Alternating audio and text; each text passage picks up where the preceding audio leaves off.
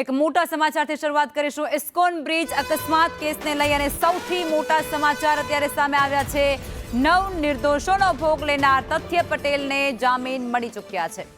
અકસ્માત કરનાર આ તથ્ય પટેલને જેલમાંથી હવે રાહત મળશે, એટલે કે હવે જેલમાંથી બહાર આવશે।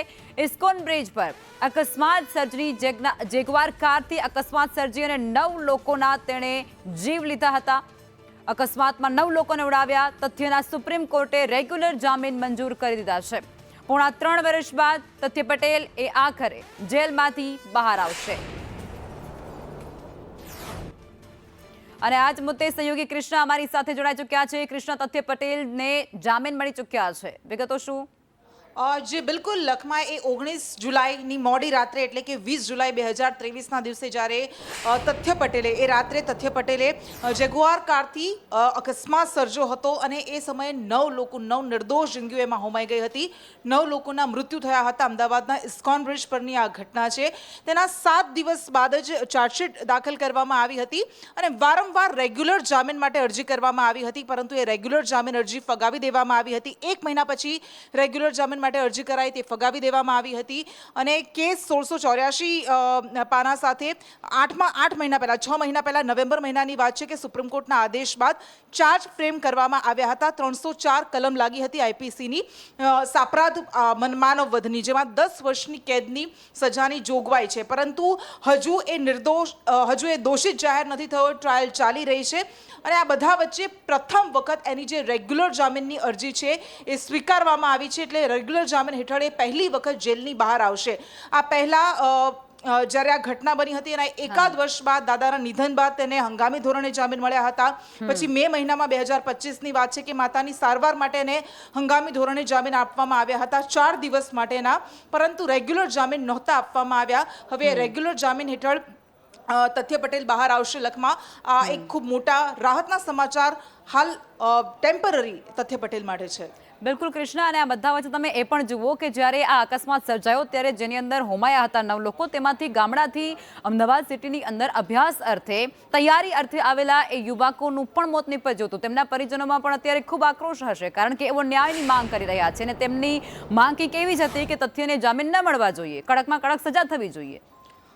હા બિલકુલ લખમાં જ્યારે આ ઘટના બની હતી એમાં એવું હતું કે 2 વાહનો વચ્ચે અકસ્માત સર્જાયો હતો અને લોકો એ બ્રિજ પર ત્યાં ઊભા હતા અને એ સમયે તથ્ય પટેલની એ સડસડાટ દોડતી કાર આવી અને એ જ્યાં લોકો તે ઊભા હતા એને અડફેટે લીધા હતા અને એમાં આ 9 લોકો કે જેમાં 20-21 વર્ષના વિદ્યાર્થીઓથી માંડીને 40 વર્ષના હોમગાર્ડ પોલીસ કોન્સ્ટેબલ પણ હતા, એમના જીવ ગયા હતા। એ પરિવારના માળા વિખેરાઈ ગયા હતા। આટલા વર્ષથી તેઓ ન્યાયની માગ કરી રહ્યા હતા, પરંતુ આપણને ખબર છે એ સમયે પણ આપણે એ જોયું હતું કે આ જે ગુનો બને છે કે જ્યારે અકસ્માતમાં લોકોના કોઈ જીવ લઈ લે છે, સાપરાધ માનવવધ હેઠળ આપણે અહીંયા ઘણા વર્ષો જતા રહે છે અને સજાની પણ એવી જોગવાઈ નથી। આજીવન કેદની સજાની લોકો માંગ કરી રહ્યા હતા, જે પીડિત પરિવારો હતા એ, પરંતુ 10 વર્ષની કેદની સજાની જોગવાઈ છે અને એ સતત એ પરિવારો, કારણ કે એમને ખબર છે કે આ કેસ ચાલશે, એ દોષિત ઠરવશે ત્યાં સુધીમાં તો ઘણો બધો સમય જતો રહેશે, પરંતુ એ જામીન હેઠળ પણ બહાર ન આવવું જોઈએ એવી પરિવારની માંગ હતી, પરંતુ કાયદાનું કામ કરે છે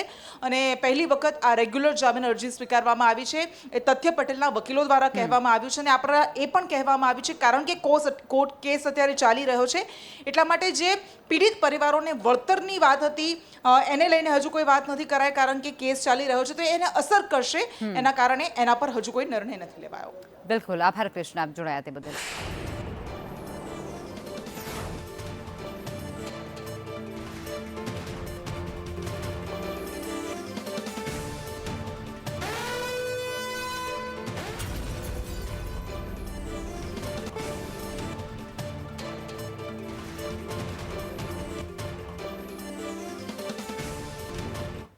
અંબાજી તાલુકા પંચાયત ચૂંટણી બાદ કોંગ્રેસમાં હવે મોટો આંતરિક વિખવાદ સામે આવ્યો છે।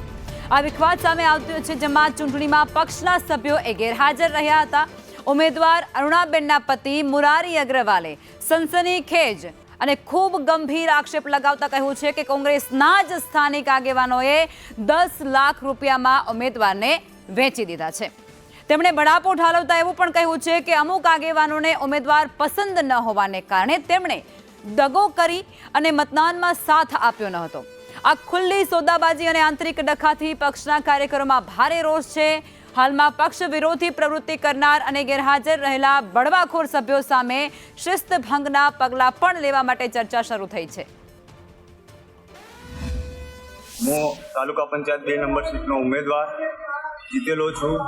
મેં કોંગ્રેસ પાર્ટી જોડે કોઈ ગદ્દારી કરી નથી અને હું ભાજપમાં વેચાણો નથી. પણ કોંગ્રેસના કેટલા આગેવાનો મારો સોદો કોંગ્રેસ પાર્ટીમાં જ કરીને આવ્યા હતા. મારો વોટ 10 લાખ રૂપિયામાં વેચીને આવ્યા હતા, પણ મેં મારો વોટ વેચ્યો નહીં.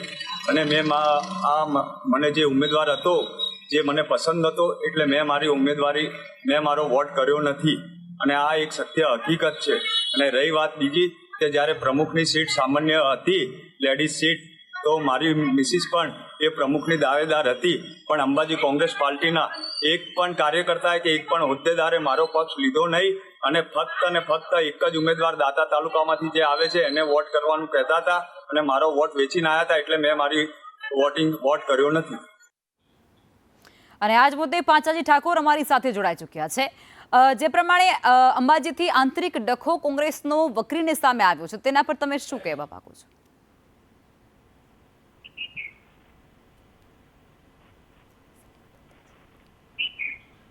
જી પાંચાજી, અવાજ આવી રહ્યો છે?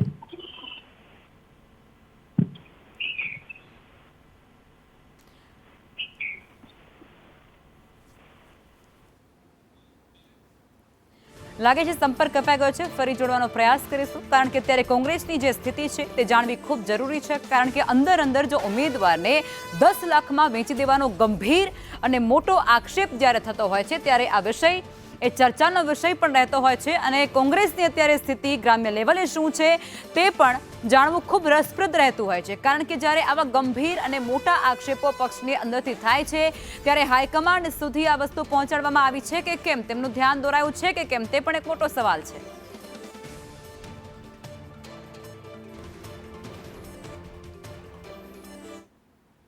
બનાસકાંઠામાં દિયોદરના પ્રાંત અધિકારીની તબિયત લથડી ગઈ, જેમાં પ્રાંત અધિકારીનું બીપી હાઈ થઈ જતાની સાથે તેમને સારવાર અર્થે ખસેડવામાં આવ્યા. પ્રાંત અધિકારીને હોસ્પિટલમાં દાખલ કરવાની નોબત આવી છે. અધિકારી બીમાર પડતાની સાથે તાલુકા પંચાયતની જે ચૂંટણી હતી તે ફરી એકવાર મુલતવી રહી. તાલુકા પંચાયતની ચૂંટણીને લઈ અને 4 દિવસથી માહોલ અત્યારે આખું જ ત્યાં ગરમાઈ ગયું છે. અને આક્ષેપ પ્રત્યાક્ષેપના દોર પણ અત્યારે ત્યાં ખૂબ જ ચાલી રહ્યા છે. કોંગ્રેસના જે નેતાઓ છે તે ભારતીય જનતા પાર્ટી પર અત્યારે આક્ષેપો કરે છે. અને આ જ મુદ્દે ગુલાબસિંહ અમારી સાથે જોડાઈ ચૂક્યા છે. તેમની સાથે સીધી વાતચીત કરવી છે અને પૂછવું છે કે અત્યારે ત્યાંનો માહોલ શું છે, અને તમારા અત્યારે જે અધિકારી બીમાર પડી ચૂક્યા છે કે એમને હોસ્પિટલે ખસેડવામાં આવ્યા છે, તેને તમે કઈ રીતે જોઈ રહ્યા છો? જી મેડમ લખમાજી, આ એક નાટક છે. ચૂંટણી અધિકારી કઈ થયું જ નથી અને માત્ર ભાજપના અને સરકારના દબાણમાં એમની નૈતિક ફરજ ચૂકી અને નાટક કરીને હોસ્પિટલમાં બનાસ મેડિકલ જે ભાજપના હોદ્દેદારો જેના સંચાલકો છે એ હોસ્પિટલમાં નાટક કરીને દાખલ થઈ ગયા છે. બાકી એમને કોઈ તબિયત નહીં. એમના કરતા પણ ખરાબ તબિયત તો અહીંયા ચૂંટણીની અંદર મતદાન કરવા આવેલી મહિલા જે તેને 9 મહિના પૂરા થઈ ગયા છે, ડિલિવરીનો સમય છે, પ્રસૂતાને પીડા છે, એ મહિલાઓની કપરી પરિસ્થિતિ હતી. આજે આખો આવી 45 ડિગ્રી ગરમીમાં એ ત્યાં સભાખંડમાં સવારના 11 વાગ્યાથી 5 વાગ્યા સુધી એ જે એમને જે વેદનાઓ સહન કરી છે એટલી વેદનાઓ એસડીએમ અધિકારી અને ચૂંટણી અધિકારી નથી. પણ ક્યાંક ને ક્યાંક જે પરમ દિવસે પણ એમને નાટક કરી ચૂંટણી રદ કરી. ચૂંટણી અધિકારી એ ત્યાંનો ન્યાયાધીશ હતો. ન્યાયાધીશ ખુદ ચોરી કરે તો હવે કોની પાસે અમારે ન્યાય માંગવા જવાનું? ન્યાય એમને કરવા તો એમને ખુદ જ ચોરી લોકોના મતદાન જે જનાદેશની ચોરી કરી. અને આજે ગઈકાલે અમે લોકો અમારા ત્યાં ડીડીઓ પાસે પણ ગયા હતા, સંસદ સભ્ય બધા રજૂઆત કરી હતી કે આ ન્યાયાધીશ પર અમને વિશ્વાસ નથી, જેને ખોટું કર્યું છે તો તમે નવા કોઈ ચૂંટણી અધિકારી મોકલો. પણ એમને પણ નવા ચૂંટણી અધિકારી ના મોકલ્યા અને આજે સવારના પણ અમે એમને કીધું તો ચૂંટણી અધિકારી હાજર રહેવાના નથી. અમને આદેશો છે કે ના હાજર રહેશે. પણ ગુલાબસિંહ અને તમે પછી પણ ગુલાબસિંહભાઈ તમે એ વિડીયો- પણ જુઓ ને કે જ્યારે કોઈ વ્યક્તિ બીમાર પડતું હોય છે ત્યારે હોસ્પિટલે જાય તો એ સ્વાભાવિક વસ્તુ છે કે થોડું ઘણું લેટકું થતું હોય, પણ તો તમને અત્યારે એવું કેમ લાગી રહ્યું છે કે ચૂંટણી મોડી પડશે તો તમને ગેરફાયદો થશે? કારણ કે આટલા બધા વિરોધ, આટલા બધા આક્ષેપ પ્રત્યાક્ષેપ, એટલું જ નહીં, ગેનીબેન પણ પોતે કહી ચૂક્યા છે ને કે આ બધી વસ્તુઓમાં જે ચૂંટણી અધિકારી છે તે ભાજપ તરફથી હોય એવું લાગે છે. પણ તમને એમ કહું છું કે ચૂંટણી અધિકારી ડીડીઓ એ ફોન ઉપાડવાનું બંધ કરીને ઓફિસ છોડીને જતા રહ્યા. બરાબર, જો ખોટું ના કર્યું હોય, ખોટું ન કરવું હોય તો શા માટે ઓફિસ ફોન બંધ કરીને ઓફિસ છોડીને જવું પડે? અને ચૂંટણી અધિકારીનું બીપી એ ભાજપની બનાસ મેડિકલમાં ચેક થયું, કોઈ પ્રાઇવેટ હોસ્પિટલમાં ચેક કરાવો તો ખ્યાલ આવી જશે એમનું બીપી વધેલું છે કે ઘટેલું છે કે નોર્મલ છે, એ તમામ ચેક થઈ જશે. એ તો પ્રાઇવેટ હોસ્પિટલની જગ્યાએ અથવા કોઈ સરકારી અધિકારી, ક્લાસ 1 અધિકારી બીમાર પડે ક્યારે સરકારી હોસ્પિટલમાં જે આવી મેડિકલ કોલેજમાં જાય તો સારામાં સારી હોસ્પિટલમાં જાય, પણ એની જગ્યાએ ભાજપ ના હોદ્દેદારો દ્વારા સંચાલિત બનાસ મેડિકલમાં અને એ પણ બીજા ડોક્ટર નતા દાખલ કરતા, સત્તાધીશોએ દબાણ કરીને દાખલ કરાયા અને મીડિયા પણ મળવા કીધું, મીડિયાને પણ મળવાનો ના પાડી દીધો. આમાં આટા મારતા હતા, મીડિયાને એક રૂપ બંધ કરીને બેસી ગયા મેડિકલ વાળા, મીડિયાને પણ ત્યાંથી બહાર નીકળ્યા. અચ્છા, એટલે તમારું કહેવું છે કે આ માત્ર ને માત્ર એક કાવતરું છે? કાવતરું જ છે. જી બિલકુલ. ગુલાબસિંહ આપ અમારી સાથે જોડાયા, આભાર.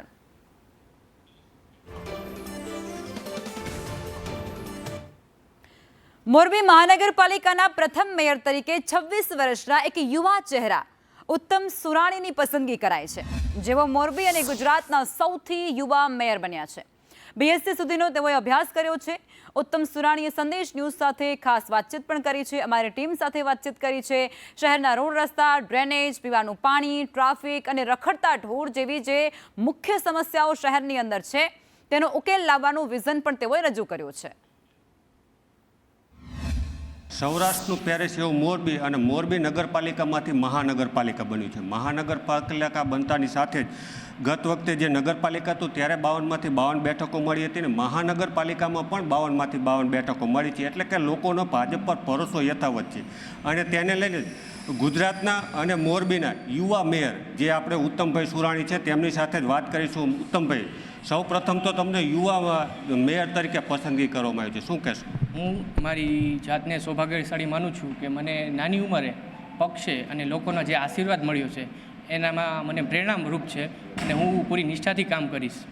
જે પણ સમસ્યાઓ છે એ આગામી દિવસોમાં જલ્દીથી જલ્દી ઉકેલ આવશે, અને જે રોડ રસ્તા, ડ્રેનેજ અને સ્ટ્રીટ લાઇટો એ સમસ્યાઓ જલ્દી નિરાકરણ આવે એવું અમારો પ્રયાસ રહેશે. અત્યારે અહીંયા પાણીની લાઈનો અને રોડ આગામી દિવસોમાં શરૂ થઈ જશે, અને એમએસએમઈ ઉદ્યોગો, લઘુ ઉદ્યોગોને અમે પ્રોત્સાહિત કરશું, અને લાતી પ્લોટને અમે ઝળહળતું બનાવીશું. લોકો મોરબીને યાદ કરે, મોરબીને અમે એવું શહેરીકરણ બનાવશું કે લોકો મોરબીને યાદ કરે અને એવું પ્રેરણારૂપ બનશે મોરબી. આ હતા મોરબીના યુવા મેયર ઉત્તમભાઈ સુરાણી, જેઓ મોરબીને આગવી ઓળખ આપશે, કારણ કે જે રોડ રસ્તા, ગટર, આ જે પ્રશ્નો છે તે પ્રાથમિક સુવિધાઓ લોકોને ઝડપી મળે તે માટે પ્રયત્નશીલ રહેશે. જગદીશ પરમાર, સંદેશ ન્યૂઝ, મોરબી. 100 વર્ષથી વધુનો ઐતિહાસિક વારસો ધરાવતું નવસારી હવે મનપા બનતાની સાથે જ વિકાસની નવી દિશાઓમાં આગળ વધી રહ્યું છે. નગરપાલિકાના વિસ્તરણ બાદ અસ્તિત્વમાં આવેલી આ મનપાના પ્રથમ મેયર તરીકે અશોક ધોરાજીયાએ ઇતિહાસમાં પોતાનું નામ નોંધાવી દીધું છે, અને ત્યારે લોકોની અપેક્ષાઓ પણ હવે અનેક ગણી તેમની પાસે વધી ગઈ છે. શહેરનો વ્યાપ વધતાની સાથે જ ગામડાઓનો સમાવેશ પણ કરાયો છે, પરંતુ રોડ રસ્તા, ગટર અને પાયાની જે પ્રાથમિક સુવિધાઓ છે તેના પ્રશ્નો હજુ પણ ત્યાં યથાવત છે. સમાચારોમાં આગળ વધીએ. પેટ્રોલ અને ડીઝલ બાદ હવે સીએનજી વાહન ચાલકોની પણ મુશ્કેલી વધી ગઈ છે. અમદાવાદમાં સીએનજીના ભાવમાં વધારો થઈ ચૂક્યો છે. અદાણી એનર્જીનો ભાવ ₹2 વધી ગયો છે. સીએનજીનો નવો ભાવ હવે 88 રૂપિયા અને 2 પૈસા પ્રતિ કિલોએ પહોંચી ગયો છે. સીએનજીનો જૂનો ભાવ જે છે તે 86.2 પૈસા હતો, અને 2026માં સીએનજીના ભાવમાં ₹8.6નો વધારો કરવામાં આવ્યો હતો. ગત 16 મેએ ₹2.25 વધારો કરવામાં આવ્યો હતો અને ત્યારે ફરી એકવાર સીએનજીના ભાવમાં વધારો કરી દેવાયો છે. એકવાર ફરી હવે સીએનજી વાહન ચાલકોની મુશ્કેલીમાં વધારો થયો છે, કારણ કે અદાણી સીએનજીમાં ₹2નો આજથી વધારો ઝીકી દેવામાં આવ્યો છે. ભાવ પણ અમલી થઈ ગયા છે. તેને લઈને હવે સીએનજી વાહન ચાલકોની મુશ્કેલી જરૂર વધી છે. જ્યારે એક વખત મોંઘવારીનો માર હવે વહેલી સવારે આંખ ખુલતાની સાથે જ લોકોએ વેઠવાનો વારો આવતો હોય છે, ત્યારે ફરી એક વખત આ મોંઘવારીનો માર, ફરીથી સીએનજીના ભાવમાં ₹2નો વધારો, લોકોને કેટલી મુશ્કેલી પડશે? મુશ્કેલ તો ભાડા તો હાલતા નહીં, ગેસ વધારે ભાવ પડી ગયો છે, આમાં શું હપ્તા એ ભરાતા નહીં ટાઈમ છે. જીવન ગુજરાન ચલાવવું હવે કેટલું મુશ્કેલ છે. ઘરે નહીં ચાલતું વધારે, ઘર અહીંયા ભાડે રહીએ, ફેર ભાડું ભરવાનું ને ગેસનો જોવાનું બધું. આજે પાછા ₹2 વધી ગયા. ફેર બેન જાવક તો નથી, પણ શું કરીએ, અમારે બી પોસાતું તો નથી અમને બી, પણ હવે શું કરીએ, હવે છૂટકો જ નથી. અમારા હાથમાં તો કોઈ છે નહીં. સીએનજીનો ભાવ વધારો ઉતારો, અમારા અમે કહીશું ભાવ ઉતારશે એવું તો બનવાનું નથી. જો જે સરકારમાં હાથમાં છે. હવે એટલો વિશ્વાસ છે, શું અપીલ કરશો સરકારને કે ભાવ ઘટે એની માટે? અપીલ તો શું કરીએ બેન, કોઈ અપીલ હેરાન તો થવાનું જ છે. મોંઘવારી તો શું કરીએ, મોંઘવારી તો રહે, અમે શું કરીએ, અમારી મોંઘવારી ઉતરવાની નથી. મોંઘવારીનો સામનો છે જે વાહન ચાલકોએ કરવાનો આવ્યો છે. સીએનજીના ભાવમાં એક વખત ફરીથી વધારો થતા લોકો હેરાન અને પરેશાન થતા પણ નજરે પડી રહ્યા છે. ગુજરાન ચલાવવું તકલીફ છે, કારણ કે પેસેન્જર ઓનલાઈનમાં ભાડું ઓછું હાલે છે. હાલ જે બી કંપની છે, ઉબેર, ઓલા, રેપિડો, અને ભાવમાં અત્યારે અમારે ફૂલ વધારો થઈ રહ્યો છે. અમારે મોંઘવારી નડે છે. લોકોને હવે હેરાન અને પરેશાન, અને ધંધા રોજગારી પણ યોગ્ય રીતે નથી મળી રહેતી, કારણ કે આકરી ગરમી પડે છે. તો બપોરના સમયે પણ લોકો ઘરની બહાર નીકળવાનું પણ ટાળતા નજરે પડે છે. જ્યારે ફરીથી એક વખત વધેલા સીએનજીના ભાવે લોકોની મુશ્કેલીમાં જરૂરથી વધારો કર્યો છે. કેમેરામેન પુખરાજ શર્મા સાથે દિવ્યા ચૌહાણ, સંદેશ ન્યૂઝ, અમદાવાદ. આ સીએનજીનો ભાવ વધતાની સાથે જ જનતા પર ફરી એકવાર મોંઘવારીનો માર પડ્યો છે. રિક્ષા ચાલકો પણ ભાડા વધારવાની તૈયારીમાં લાગી ગયા છે. અમદાવાદના મેમનગરમાં રિક્ષા ચાલકોનું પ્રદર્શન પણ સામે આવ્યું છે. સીએનજીના ભાવ વધારાથી રિક્ષા ચાલકો પર ભાર વધી ગયો છે, આર્થિક ભારણ વધ્યું છે. ગેસના ભાવ વધતાની સાથે જ હવે રિક્ષા ચાલકોમાં પણ રોષ જોવા મળ્યો છે. સીએનજીનો ભાવ બહુ વધી ગયો છે અને પેસેન્જરોને એટલી મુશ્કેલી પડવાની છે કે દરેકમાં ભાવ વધ્યા છે. એકમાં નહીં, દરેક ચીજ વસ્તુમાં ભાવ વધ્યા છે. એટલે પેસેન્જરો અને રિક્ષા ડ્રાઈવરોને પણ મુશ્કેલી છે કે કઈ રીતનું ઘર ચલાવવું. બરોબર ને, ભાવ વધારે તો લેવાના જ છે રિક્ષાવાળા. પછી તો ભાવ વધતો ને, મીટર ભાડા વધ્યા નથી. અમદું મોંઘું થઈ ગયું છે. હવે પેસેન્જરોને પણ મુશ્કેલી પડવાની છે. દરેક ચીજ વસ્તુના ભાવ વધે છે. એટલે અમદાવાદમાં મુસાફરી મોંઘી થઈ જશે. જે રીતે સીએનજીના ભાવ વધી રહ્યા છે, વારંવાર વધી રહ્યા છે, બરાબર. અત્યારે અમે મિનિમમ ભાડું ₹20 લઈએ છીએ ને સીએનજીના ભાવ વધવાથી અમે મિનિમમ ભાડું ₹30 લઈએ. ડીઝલની અછતને લઈ અને સુરતના ટ્રાન્સપોર્ટ ઉદ્યોગમાં હાલ ભારે સંકટ જોવા મળે છે.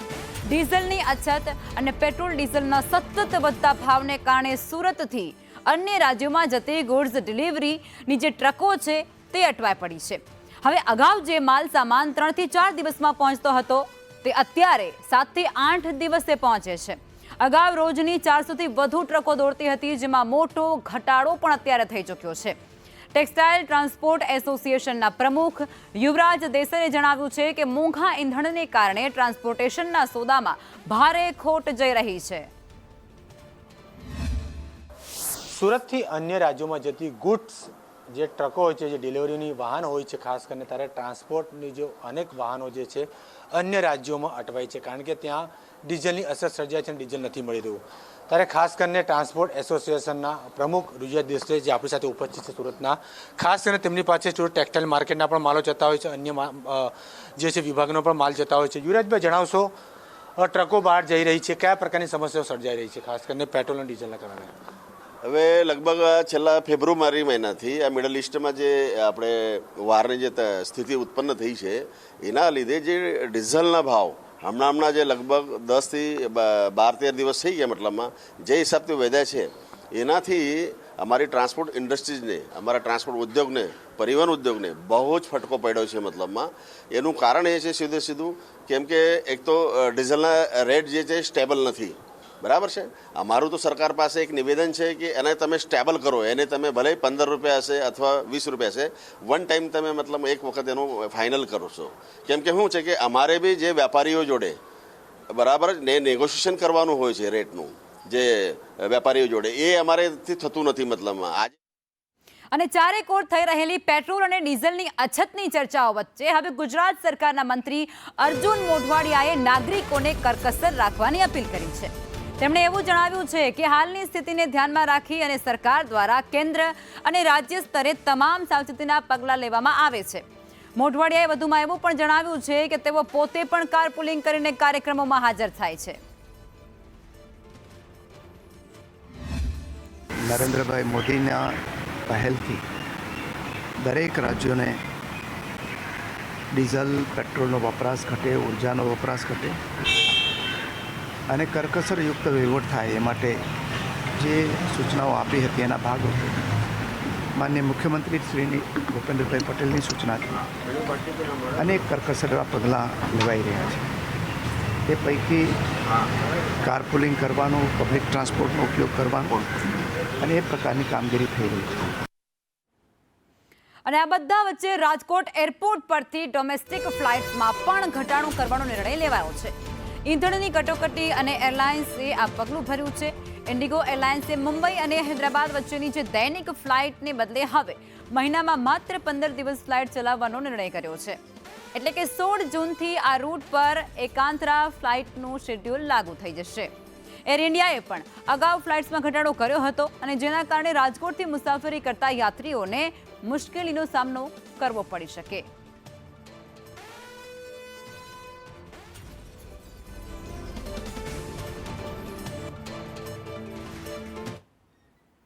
રાજ્યમાં હાલ ગરમી અને ઉકળાટથી લોકો ત્રાહિમામ પોકારી રહ્યા છે. ત્યારે હવામાન વિભાગે માવઠાની આગાહી વ્યક્ત કરી છે. આગામી 2 દિવસ રાજ્યમાં 40 થી 42 ડિગ્રી સુધી તાપમાન રહેવાની શક્યતા વ્યક્ત થઈ છે. 30 અને 31 મે સાથે 1 જૂન દરમિયાન ઉત્તર ગુજરાત, મધ્ય ગુજરાત અને દક્ષિણ ગુજરાતના અનેક જિલ્લાઓમાં વરસાદ અને ગાજવીજની પણ આગાહી થઈ છે. 23 से लेकर 29 जून तक 29 मई तक कोई बारिश का संभावना नहीं रहेगा, इधर शुष्क जाएगा. उसके आगे 30 मई से लेकर 2 जून तक इक्का दुक्का स्थानों में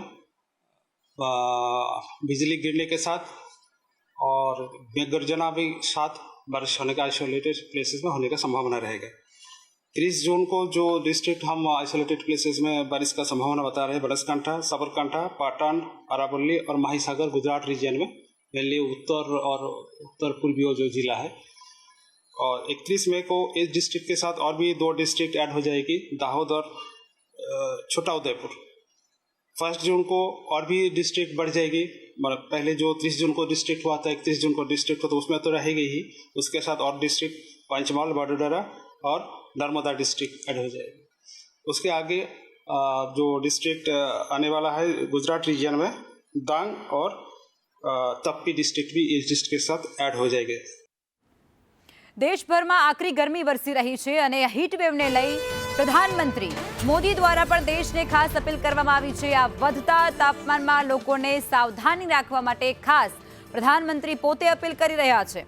સ્વયંને હાઇડ્રેટ રાખીએ અને બહાર નીકળવાનું રાખીએ ત્યારે ખાસ વધારે પાણી પીવું જોઈએ તેવું તેમના દ્વારા સલાહ આપવામાં આવી છે, અપીલ કરવામાં આવી છે.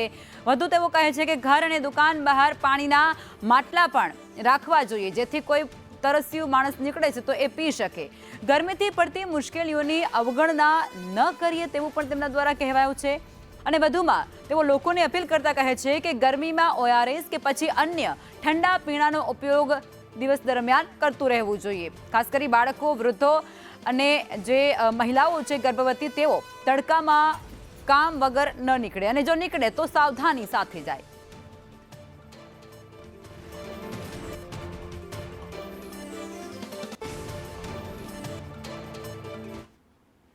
આ આકરા ઉનાળા વચ્ચે અમદાવાદના ખોખરા વિસ્તારમાં આવેલી પૂજાવાલાની ચાલીમાં પીવાના પાણીની વિકરાળ અછત સર્જાય છે. તંત્ર દ્વારા કોઈ ઉકેલ ન લાવવામાં આવતા રોષે ભરાયેલા સ્થાનિક લોકો એ રસ્તા પર ઉતરી આવ્યા અને ઉગ્ર વિરોધ પ્રદર્શન કરવા માંડ્યા. સ્થાનિકોએ રસ્તાની વચ્ચે સિમેન્ટના મોટા બ્લોક ગોઠવી દઈ અને વાહન વ્યવહાર સંપૂર્ણપણે બંધ કરી નાખ્યો. પીક અવર્સમાં અહીં રસ્તો બ્લોક થવાને કારણે આખા જ વિસ્તારમાં ભારે ટ્રાફિક જામના દ્રશ્યો સર્જાયા. વાહન ચાલકો ત્યાં અટવાઈ ગયા. સ્થાનિકોએ મ્યુનિસિપલ કોર્પોરેશન સામે આક્રોશ ઠાલવતાની સાથે ચીમકી આપી છે કે જો પાણીની સમસ્યાનો વહેલી તકે કાયમી ઉકેલ નહીં આવે તો ઉગ્ર આંદોલન કરવામાં આવશે.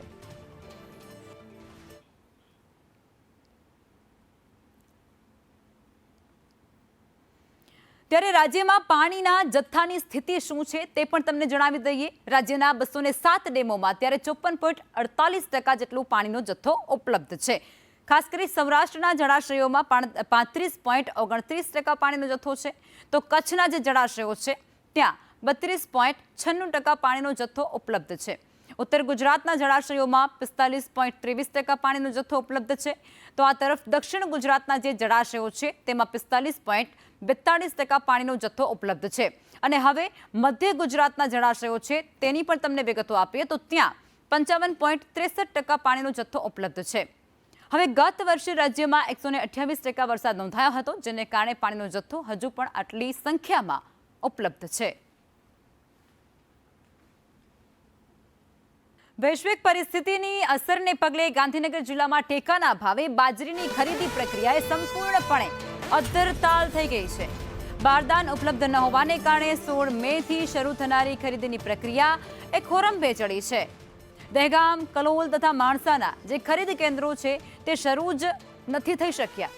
ગાંધીનગર પુરવઠા વિભાગ એ સમયસર ખરીદી શરૂ ન કરી શકતાની સાથે જ હવે ભારતીય કિસાન સંઘે આ અંગે કૃષિ મંત્રીને રજૂઆત કરી છે. સમસ્યા એવું નથી, એકચ્યુઅલી બહારથી જે મટીરિયલ ઓછું હતું એટલા માટે બારદાન પ્રોપર ટાઈમે આવી નથી શક્યા, જે વૈશ્વિક કારણોસર યુદ્ધ ને બધું હતું એના લીધે. હાલે અમારે વડી કચેરી અમને મંજૂરી આપી છે, અમે બહારથી બારદાન ખરીદીને પ્રોસેસ કરી છે. એટલે અમારે અત્યારે ગોડાઉન ખાતે બંને જગ્યાએ ખરીદી ચાલુ છે. ઘઉંની ખરીદી ચાલુ છે, ઘઉંની ખરીદી પતે એટલે બાજરીની ખરીદી અમે ચાલુ કરી. એ બારદાનનો અભાવ હતો એટલા માટે થોડું સરકારે બી 1 મહિનો એક્સટેન્ડ કર્યું છે. 15 સુધી અમારે ખરીદી કરવાની છે ઘઉંની. સીએમની અધ્યક્ષતામાં કેબિનેટ બેઠક યોજાઈ અને આ બેઠક બાદ પ્રવક્તા મંત્રી જીતુ વાઘાણીનું મોટું નિવેદન પણ સામે આવ્યું છે. 12 વર્ષ સેવાના હતા તેવું વાઘાણી દ્વારા કહેવાયું છે.